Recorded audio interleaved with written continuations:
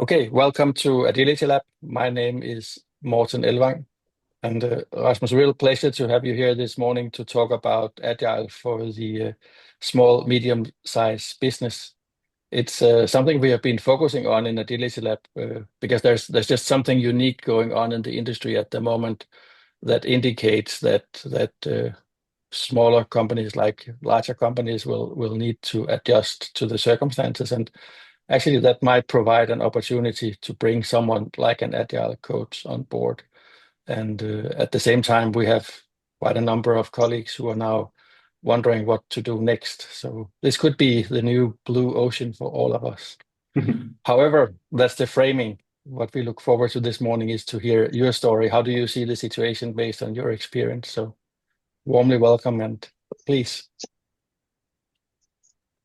Yeah, thank you. And good morning all. Hope my screen is sharing okay. At least It's perfect. looks okay on my screen. All right. Well, so the topic for today is this agile for small and medium enterprises.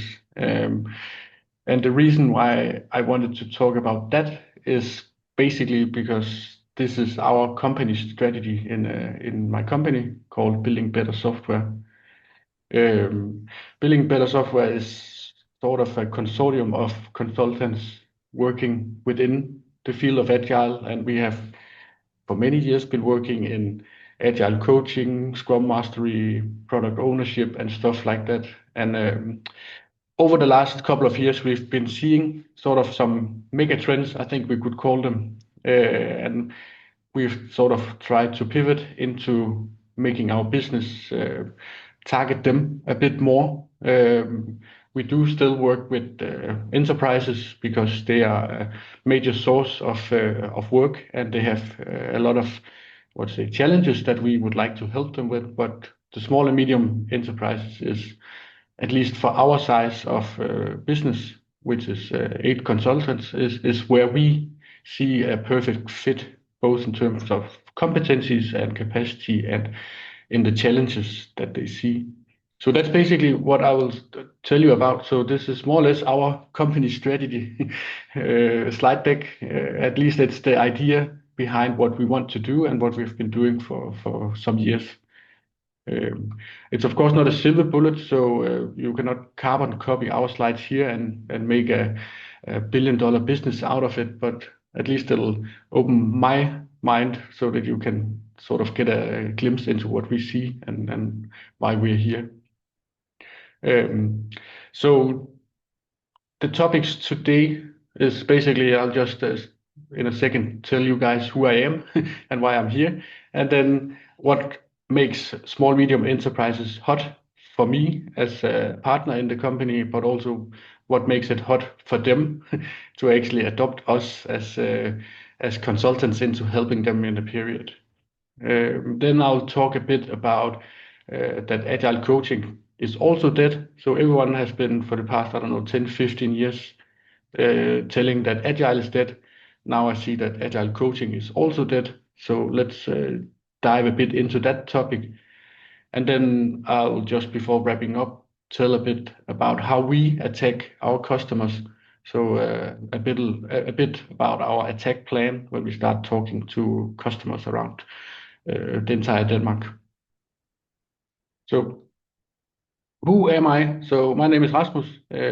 I'm partner in this company called Building Better Software. I have a background in computer science. I've been developing defense software for some years. Then I've moved into mainframe development at Danske Bank. So I've been a COBOL developer. And then at some point during my career, I had the idea that I wanted to be a software architect. So I tried to transform into that. Found out that that was not necessarily the right place for me.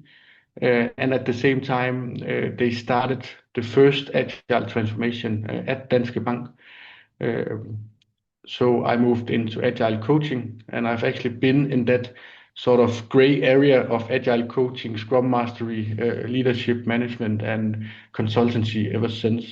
But I have a background as a technical guy, and that's also part of why our company is called Building Better Software, because we come, all of us, with a technical background. So we tell ourselves that we are in a place where we can understand the technical issues while also adopting whatever practices or principles that we want to incorporate in the clients that we work with.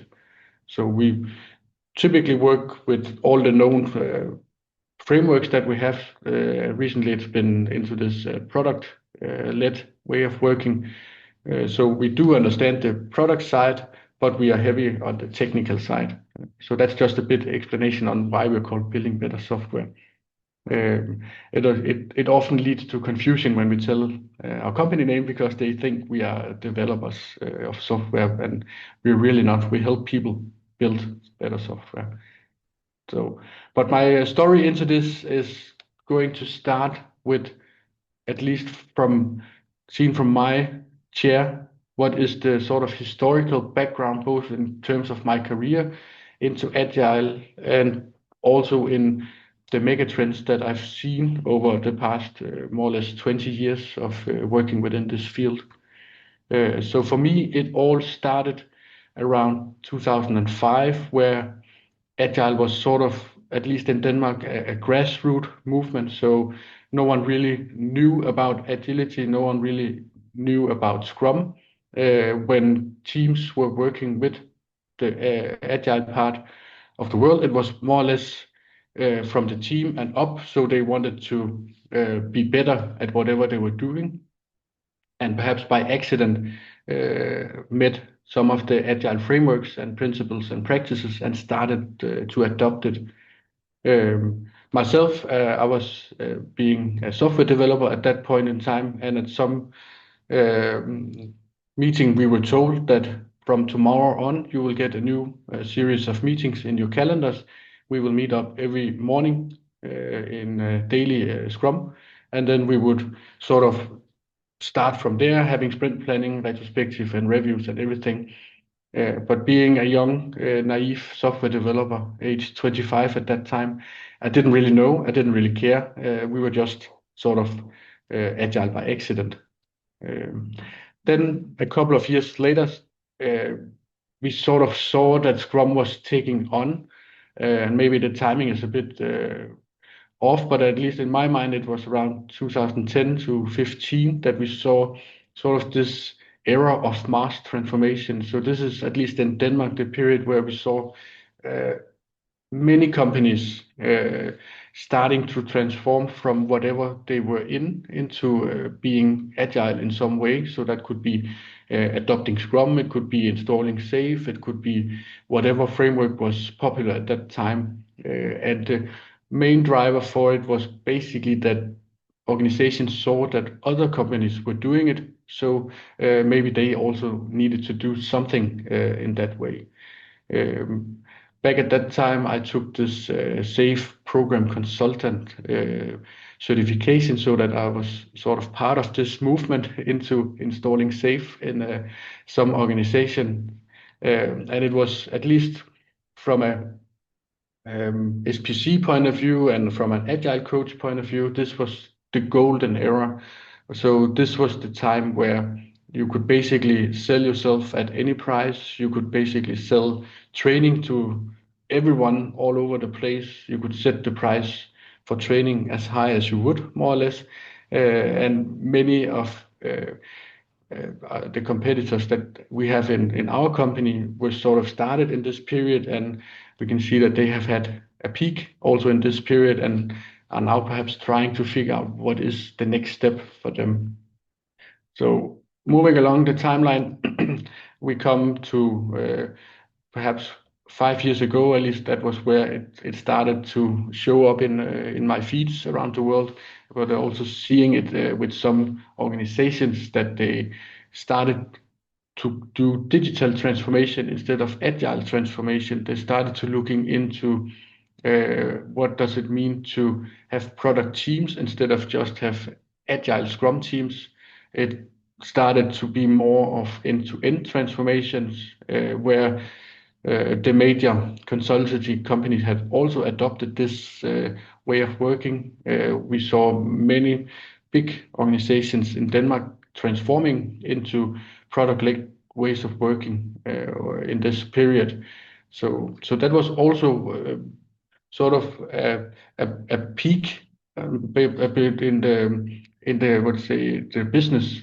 So we were still seeing that we had some big Scrum and Safe transformation, and then perhaps a bit slow down in the market, and then all of these product-led ways of working and product structures and whatever we have came into play, and we had a small peak again. So seeing that enterprises had perhaps done a scale agile transformation and found out that something new had to happen, so they installed a new framework. Perhaps this digital transformation framework would be the next step for them. And this leads me up to today, and at least the way that I see the market. For the past couple of years, I've not really seen many major transformations. This year alone, I have not really heard about any. Maybe it's just me, but that's what I see. I see a low demand for training. When we in my company tried to go into that area of business, we found that it's more or less a commodity now. So many of the traditional training providers providing project management training and all other sort of standard products were also providing the training that we could provide. So that market sort of debunked itself for us, at least. We can also see that there is a slowdown in demand in agile coaching, and we can also see that some organizations start to consider, is having a Scrum Master the right thing for us, or is it something else that could be the right thing for us? So for me, I sort of agree on this, that agile is dead, and perhaps agile coaching is also dead. At least this is my interpretation of sort of this period. So moving on, just looking into what actually happened. So this is a graph that I took off a site called Sibia, which is showing agile coach jobs being posted in the US, going up from 2012 up until 2021. And as you can see, it pretty much aligns with what I just said on the mega trends that I have observed.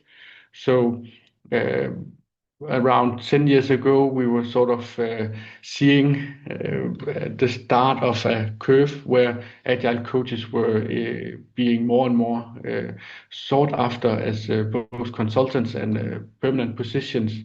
A bit later, we saw that we were in this gold mine where everything could happen. And then we saw a very steep curve going up when all of these digital transformation would start again a couple of years ago, into where we pretty much are today. This graph is stopping at 2021, but when you look at it, it is going to continue into the coming years up until 2025 with a very steep curve trending towards zero. Right. So this is the situation we saw with agile coaching in the US, and it's pretty much the same in Denmark and perhaps also in other companies around the world. If we look at the Scrum Mastery, so this is a graph on Scrum Master jobs in the UK, and if you sort of just close your eyes and open them fast again and then close it again, then you can see that it's pretty much the same trending curve as we saw with the agile coaching. So some years ago, it was pretty much going upwards for a long period where both permanent position, contract positions were being very available when we looked into what we could do as consultants. And then we see now a period where everything is sort of on the downhill, right? So organizations are finding out that it's perhaps not the right thing for them to have a Scrum Master in the organization. Perhaps they see a dip in the number of Scrum Masters they need in an organization. And again, perhaps they already have sufficient amount of Scrum Masters. So there is a dip in the market right now on the Scrum Masters. And all of this leads, at least for me, to the end of agile coaching, or maybe not. It depends on how you see it. So a couple of years ago, I pronounced out loud in the organization that I was that I would not be an agile coach forever, because an agile coach is for me a temporary thing. It's something that makes sure that the organization is able to survive without the agile coach. And that's still the way that I see it today. But in a period of time, we've been very, very focused on installing frameworks, enabling Scrum Masters to paint pretty posters, and making sure that we select the right post-its when we put stuff on our whiteboards. And that's not really where we are anymore. So our organizations, no matter if it's a big company or small company, they should be in a place where they are able to draw a nice poster if they would like to, or take a commodity training to learn how to paint pretty posters. They should be in a place where they are able to select their own colors on their post-its without the need from help from an agile coach or a scrum master. So for me, all of this leads to a shift in focus. So instead of focusing too much on frameworks, what we do and what I see a need for in agile coaching is to focus on delivering value with the teams. So make sure that your teams are building value and not just following a framework. It's about helping the organization finding bottlenecks. It's about helping the organization design itself sufficiently effective. It's about making that organization collaborate. It's about focusing on customers. And then finally, making sure that management understand metrics, know how to lead by metrics, and help the teams to actually do something with the time that they have been invested. So for me, it's not the end of agile coaching. Maybe we need to call ourselves something else, but we at least need to focus on what adds value with the customer. And that's also why we then start looking at the small medium enterprises. So all I've talked about earlier is sort of generic, no matter if it's an enterprise or a small medium enterprise. But we can see that many of our enterprise customers, they are in a place where they can survive without an agile coach. And now it's time to see if we can help the ones who never thought they would invest in having an agile coach. And for me, there are at least 4 topics that makes these SMEs hot. The first one being that you have a short path to decision making. In a big organization, there are many levels that need perhaps to be aligned before you can take a decision.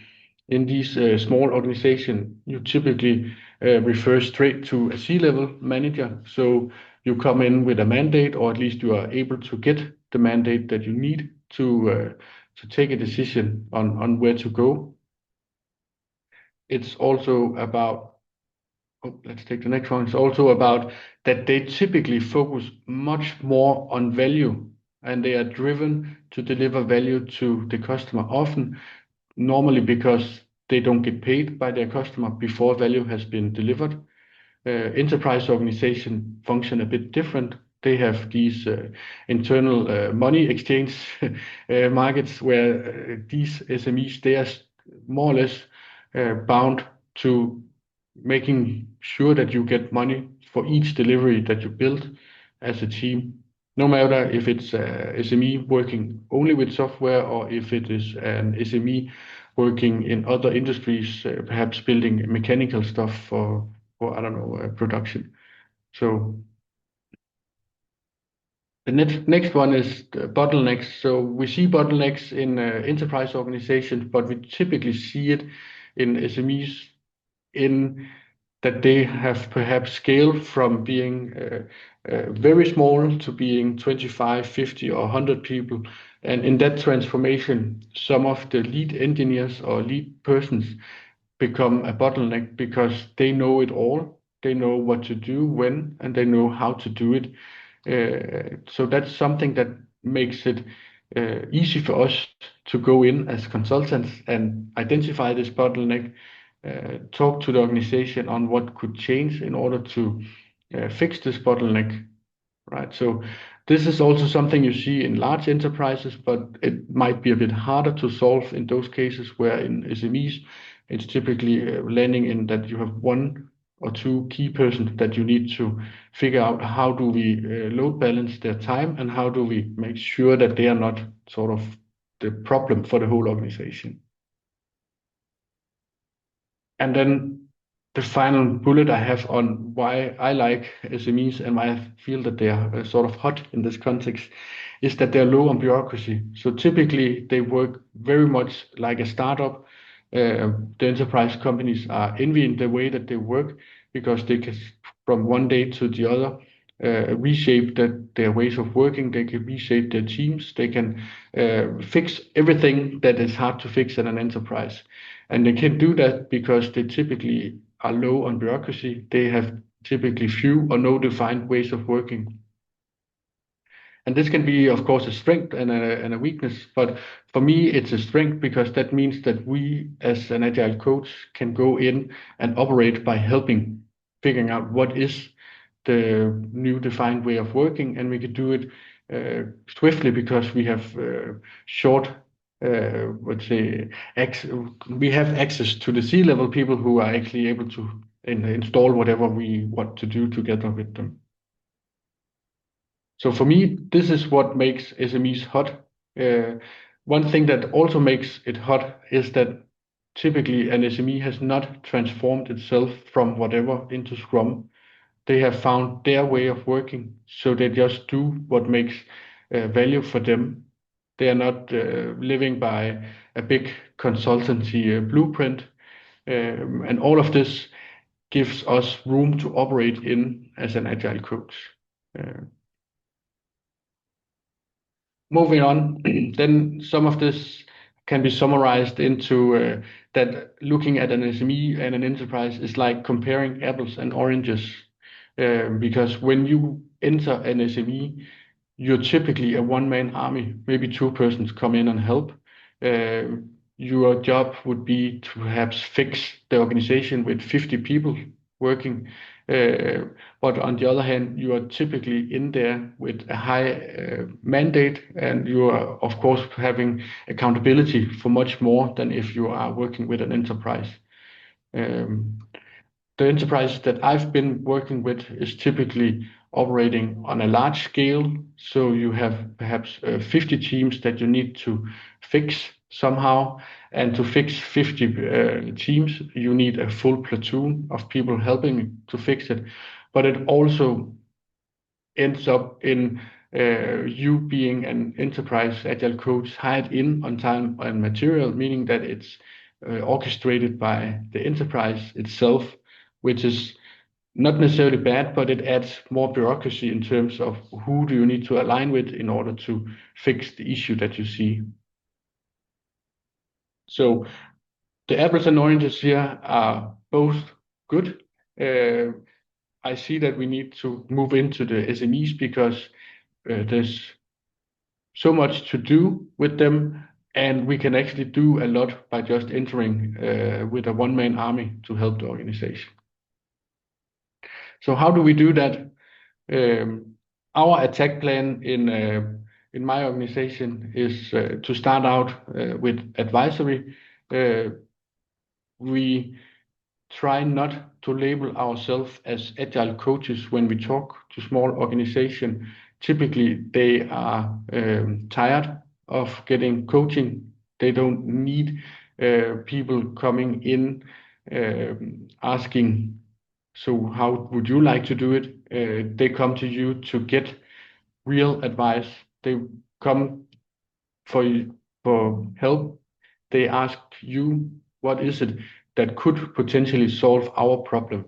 And to solve their problem, we need to know their context, of course, but it's also about us as an agile coach having been into several organizations, and come with a known context to them and some proven practices. Typically, they are not so keen on saying, let's just try Scrum. That could be interesting. But they would like to try Scrum because it's known to work and the practices have already been proven to work in some context. And the same with whatever framework you would propose to them. Secondly, we try to be hands-on, so meaning that we don't stand on the side telling people, now you need to take a red post-it or yellow post-it. We step into the teams. We sit with the team. It could potentially be like a pseudo Scrum Master for a period. We are the change in the small organizations. So we sit with them, help them fix the problem. We give them advice when they need it. And of course, have the whole toolbox of coaching in order to sort of nudge the organization the way that we would like it to go. Then another thing we found to be working for us is to provide assessments, no matter what it is. No matter what type of assessment you do, we use them to learn more about the organization swiftly, and we use it to create a backlog of whatever is shown here on the left side. So we step into an organization, do a health check or an assessment or whatever to see where is the organization right now. And then we build a backlog together with the organization and prioritize whatever is going to happen later. And for us, it has been sort of a leeway into actually talking to our customers, because in many cases, the SMEs know that something could be better, but they don't know what. And that's why assessment is a good tool. Whereas I talked about earlier in the enterprises, many times they would just like to install Scrum or SAFe, at least 10 years ago, because everyone else was doing it.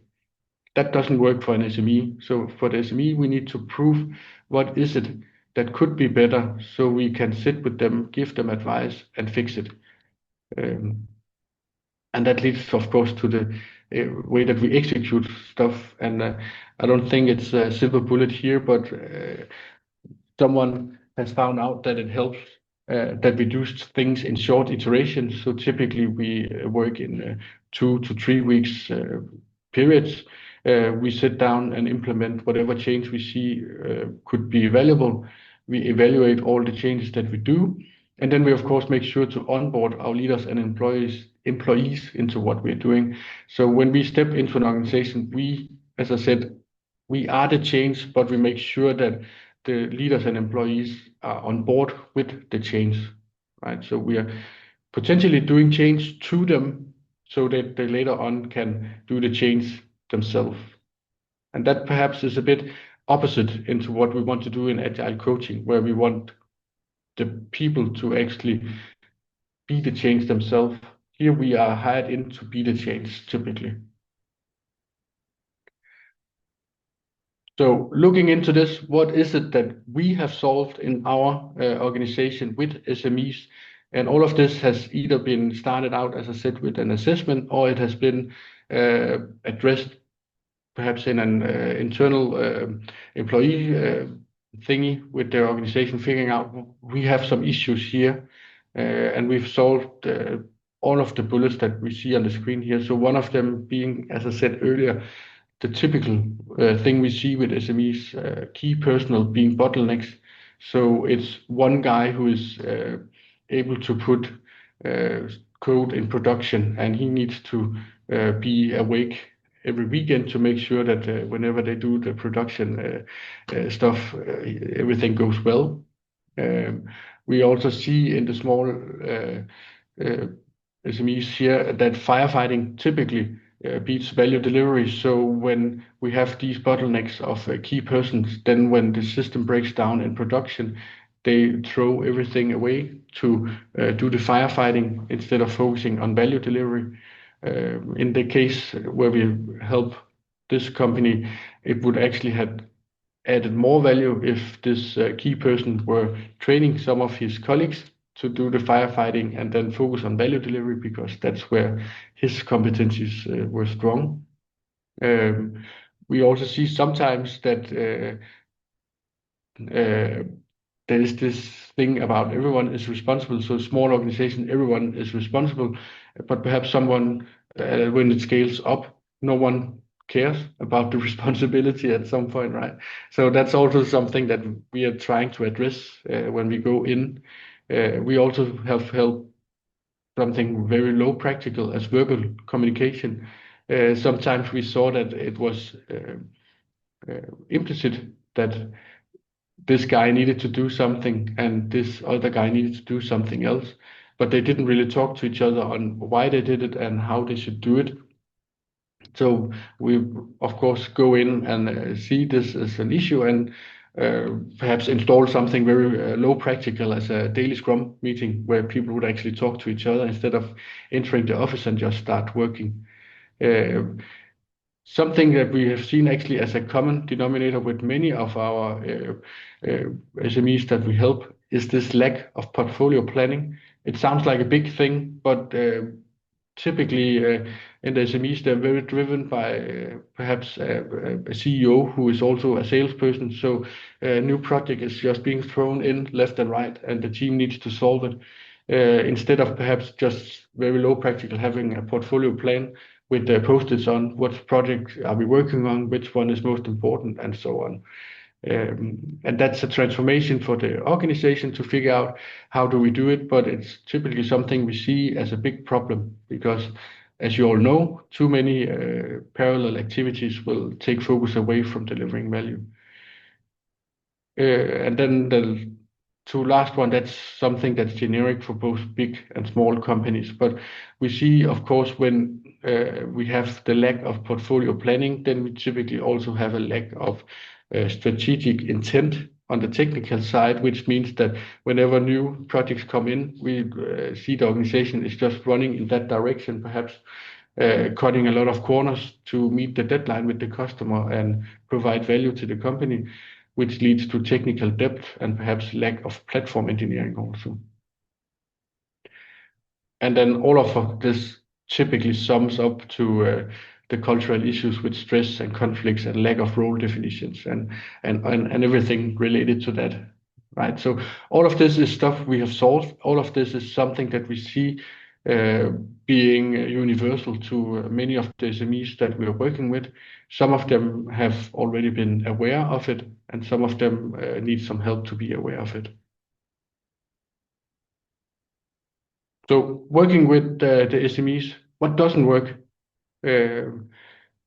One thing that obviously doesn't work because the SMEs is typically, let's say, right-sized in a typical way, is by the book work. So installing SAFe by the book will not work. Installing Scrum by the book, whatever we can provide them, typically doesn't work.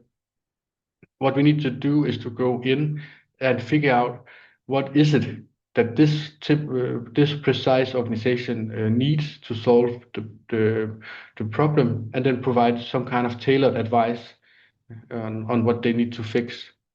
Another thing that we see not working with them is being too theoretical. No one cares if it's team topologies that we're organizing teams around. What they care about is, does it work? Right. So sometimes just hide away all the theoretical stuff, just provide them with the answer. It would be a good idea to organize like this. It's been proven to work in other companies, and then take the discussions on what is it that we want to gain when we do this transformation. Yeah, the same goes with these standard ceremonies. Maybe we don't need a sprint review every 2 weeks. Maybe as SME needs something else. Maybe we need something that is more frequent and adding value to them more often. And what we also see here is that when we have bad behavior, meaning that, for example, people stay away from daily scrums, it's typically very visible in these small organizations because people are simply not there, and you can see that there's a lack of transparency in what they're working with. And then the final one that we found, and perhaps the one that is hurting us as consultants the most, and that's long duration engagement is typically not a way to go with these SMEs. Their budget is short, so they of course want to increase the amount of money they earn in the organization, and as such, having expensive consultant in for a long period, 1-2 years or something like that, is too much. They expect you to come in, deliver value, and then of course in turn have a high buy-in with the organization. So sometimes we see in our organization a 3 months period where we are set out to from start to end to make sure that when we leave this SME, they are able to help themselves after this period. Where in large organizations, we sometimes see 6, 12, or 2 years long contracts, which is good and stable income. But it's a bit different when we work with these small organizations, because they typically don't want us to stay there for too long, because then we become perhaps both a part of the problem, but also too much a part of the organization, and then they have too much cost added to whatever they're delivering. So how do we reach these SMEs? It's actually a hard thing to do, but what we try to do in our organization is to network a lot. So meaning being in these local area business networks. So showing up at events like this one doesn't bring you new customers in. It's a knowledge sharing thingy, but going into a local business network, listening in what is the problem, what's trending in your local area, that can help a lot. Sometimes you sit down with a stranger when you enter the room, and perhaps potentially leave with a customer that you need to meet up with on Monday because they need some kind of advice on something. Another thing is, of course, awareness. People need to know what it is that you're doing. When we work with the big companies, they know what we're doing. When we work with SMEs, they don't know what we're doing, and they don't think they need an agile coach. So some kind of awareness of what is it, very low practical, what is it that you as an agile coach can help them with. And then of course about branding and other stuff. In our organization, we do branding on LinkedIn, and we do podcasts, and we do attend these network meetings like this. Then the final one I've put in here, which could be interesting, that's actually MoneyMan.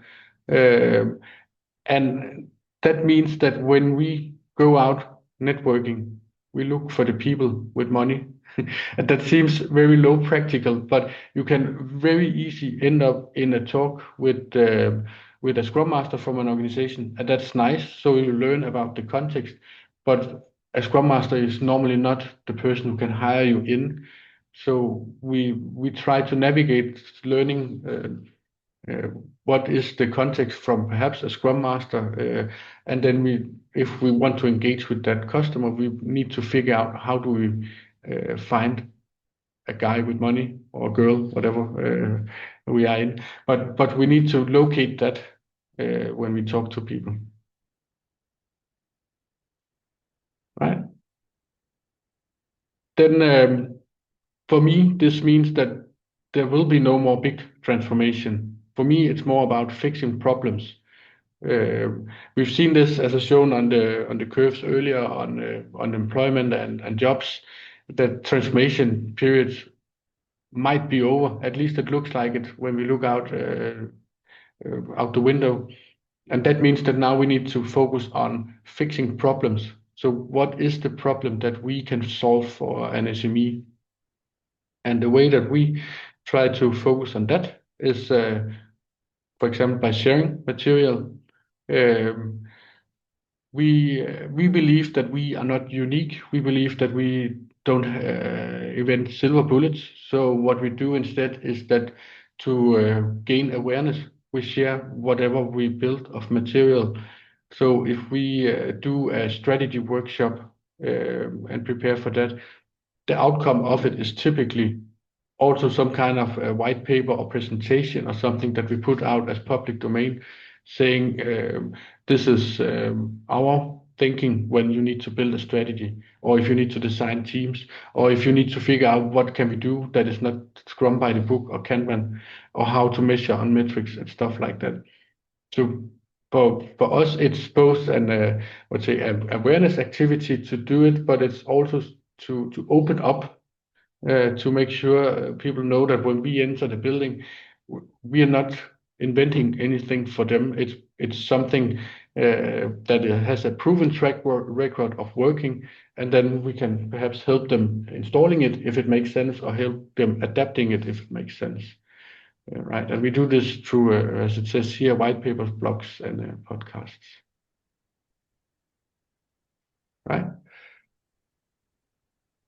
and that brings me to this slide, which is me on the far right side, Søren, my partner, on the left side, and then one of our consultants, Thomas, in the middle. But it's the end of my presentation, and I'll just stop sharing. So if there's any questions, we can do it without a slideshow on the top. Thanks a lot, Rasmus. Really appreciate that you took time to tell your story. It was I was drawn into it, so thanks a lot. I have a question. Is Yes. that because you can say in many ways there's no doubt that agile coaches need work, and if they could get them with a small, medium-sized enterprise, maybe the larger part of those, then that would be wonderful. And then, like you say, of course, there is a real opportunity. I was wondering, is there something more to the opportunity side? I mean, is there even something happening in the business ecosystem around the medium-sized enterprise that would make it even more ripe for them to consider bringing in sort of a personality like us to do better than what they are doing? So not only the problem, but it's also like a hidden opportunity in that's worth bringing out. I can see at least many of our customers, they start moving into a more tool-based ways of working, and as a part of that, they start looking, for example, on Jira or Azure DevOps or some of those tools, because it's integrated with their software development. And one of the requests we see, and an opportunity for us, is that typically they also need help. How do we actually plan work, instead of just using it for the pull requests and the code sharing? So that's a low practical opportunity, as I see it, that they need help figuring out what processes that they need to use in actually developing the work. Yeah, because what I have heard others talk about is also that, like you said, typically owner-led, typically very focused on delivering the value. So every day has elements of being a fire drill more than just a cozy day in the office. So could you even argue that there's too little bureaucracy, meaning that you should invest in taking more points of view, listening to more people, bringing people more in the daily work, offering them a chance to offer their point of view? Is that something you have seen changing? Yes, and I think I had it also on this. What makes SMEs hot, right? So they are low on bureaucracy. So there's low-hanging fruits, figuring out let's say a defined way of working. Maybe not a very strict one, but at least if a project comes in, you need to figure out what's the priority instead of just doing. So some of these we also see as low-hanging fruits. But typically they know it already, and perhaps that's also what they're asking for, right? So chaos happens every time a new customer enters the building. Okay, then why does that happen? Well, we don't have a process. Okay, maybe we need to talk. How do you actually accept a new customer in the building? Yeah, very well. Well, let's open it up. So, any other questions, comments for Rasmus? Yeah, shoot. Well, I have this both comment and question, I think. I'm not quite sure if it is a question, but thank you for a great presentation, Rasmus. And I've got a lot of notes here. And one thing is that you said that coaching is dead. And then in the presentation, you said that it might not be that anyway. So you kind of said it without saying it. So, but yeah, so it's not quite yet dead. Maybe it's just a zombie. But when I look at your at attack plan, I kind of think it's still Scrumish or agile without saying that it is agile coaching. It sounds as if you just switched the coaching part with nudging. I mean, yes. So you're still doing the same thing, maybe more like a best practice or a good practice approach, and so what you're doing sounds more like a super Scrum Master. I mean, like kind of very experienced Scrum Master doing what the company needs to have done. Yes. So I mean, so what I hear you do in your attack plan is more of a very good Scrum Master. And that's it. I mean, so I'm kind of relieved that you have this attack plan, because then there's still hope for the Scrum Masters, which I'm a part of, but just not calling it a Scrum Master, calling it something else. Yeah, and that's spot on. So one thing we found out is that saying we can help you be agile doesn't really mean anything to them. They don't want to be agile. They want to deliver value faster, for example, or they want to fix the bottleneck issue, or they want. So it's much more on finding what is the key points, and yes, it's basic Scrum Mastery, it's agile coaching, it's perhaps agile leadership and stuff like that we actually do, but we try to be very, very specific on what it is that they get from our help. And I think that is spot on. I mean, I've been only working with Agile for 7 years, and I've been missing that part of coming into an organization and actually forget mentioning the Agile, but what do we want to get out of it? So, I mean, it is as if Agile has been the goal in itself, without looking at what we should get out of being Agile. So, I mean, we have had the wrong focus for many years now, I think. So, yeah. At least that's how I see it, and that's also what happened back in the big transformation, as I said, right? So everyone wanted to be agile because we needed to be agile. Exactly. But why do you need to be agile? Yeah. Any more questions? Yeah. Yes, Lisbeth here. I have a question. Thank you very much, Rasmus. I really liked your presentation. Spot on what have been thinking the last 5-6 years, but I have not cracked the code to reach these small SMEs. So I'm a bit curious about how you convince the C-level about spending 300,000-400,000 to take you and your colleagues in. Do you use, for example, a previous case and say, we have helped an organization like this and they came from that and that was the result after 3 months? Or how do you convince them? Because it's a lot of money often for these small organizations and companies. Yeah. So we do a lot of casework, and it's part of our awareness, and it's also part of our sales package. Typically, they don't want to hear it. They want to know, what can I help them with? And then if we just like the same thing when we start talking about team topologies and whatever we have of theories that could be interesting to tell them, they don't care. So what can you help me with? And of course, sometimes they need sort of a background history saying that we helped this company converting their processes or whatever we did, and it turns out that they could deliver in shorter iterations when we did it. So they sometimes need it and sometimes don't. But the hard part is actually getting in the door. Once you're in the door, it's about listening and figuring out, is this one of those persons who needs a long story about all the customer success stories you have, or is it someone who just need, what can you do for me? And at least the smaller company you enter, the more it is focused on what can you help me with as a C-level guy.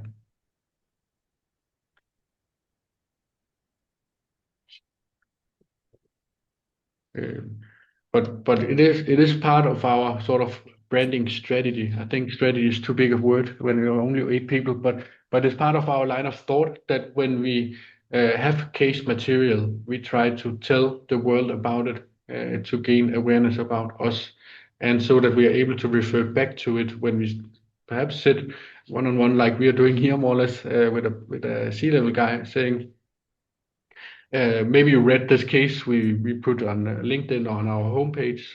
Otherwise, you can read it after our discussion. Anything else? Oh, I have a question, if it's okay. It's like when you said in the ending of the presentation, you said that there will be no more big transformations. It's more about fixing the problem. But isn't that, I mean, when you say big transformation, don't you have an under agenda or hidden agenda when you go into the SMEs? It's not a big transformation because it's an SME. So it's still a transformation. You're still doing a transformation. It's just not a big transformation. Yeah. So when I say big transformation, I'm thinking about what I've been labeling as white whales the past 10 years, right? So everyone was chasing for a period the next white whale. Who gets to do what to say, safe at Danske Bank? Who gets to do agile at Bankdata? Other companies. I don't think we will see many of those sort of white whales anymore. If it's a big or small transformation, I don't know with SME. For me, it's more like a small revolution, typically, right? So to team up, fix the problem, and then move on. And hopefully they will call you again when you need to do another revolution at them. So when you said fix, it sounds more like a short-term solution. Yeah. Rasmus, I had one thing I just wanted to get around before we leave each other in a few minutes. Because I think you touched on something really important about the you called it the portfolio level, which in a sense, and of course now I'm a little bit loading my own words into it, but there really seems to be like a new role emerging, which is around orchestration, meaning that making sure that you spend the time on the right things, making sure that you take time to talk about those right things. So while absolutely it's about solving the problems, it's about adding the value, but this looks a little bit more like a proactive thing. That's not, I mean, there's no direct urgency to this matter, but if you do it well, it can take the tip off a lot of other urgencies. And I'm sure we see the same thing. So what can we do as a community to also sell that part, meaning that because the times are getting tougher, it's more important that you are not just chasing all the little white whales around you, but that you maybe focus on a few. How can you bring that message across? Is there something we could do as a community, or how to best tap into that? Yeah, I'm not sure I have the answer to that one, but the symptoms with companies are very, visible when you enter the building. That if they lack, control of the portfolio level, it'll be a big mess with the employees, because they do firefighting and then run left and right, selling projects to customers. So if we can solve it as a community, I'm not sure, but at least we can make people aware that it would degrade their motivation with the employees if they keep doing it. Well, isn't that actually where we have the growing trend? So you say it's always been like that, but also you have had like natural coping mechanisms. But now when external pressures are increasing, it bites you harder. And it's a bit like, because it's not there, you have nothing to counter it with. You just, in a way, suffer more often. Only thing changing is that the pressure go up, but you are a little bit lacking the antidote for it, because it's a missing element. So it doesn't naturally emerge just because things get harder and tougher. No. And then I think one thing that's important also to consider is that if you enter an SME, then the guys selling the projects might not even know what portfolio planning is. And they might not even care, because they are just selling stuff to customers, and they see that stuff is being delivered. So perhaps they see everything as a good thing. But when we look at the whole machinery, then it could be better. Yeah, so it's like a balancing mechanism missing. Yeah. Just like we don't want to go out and sell agile, we don't want to go out and sell lean portfolio management, for example, because they don't know what it is. Sometimes they do, and then it's of course what we help them with. But on a broader scale, they don't know and they don't care. They just want help. Yes. Great. We are approaching the top of the hour. Olaf, Michael, anything you like to chip in with? Good to see you again, Olaf. It's been a while.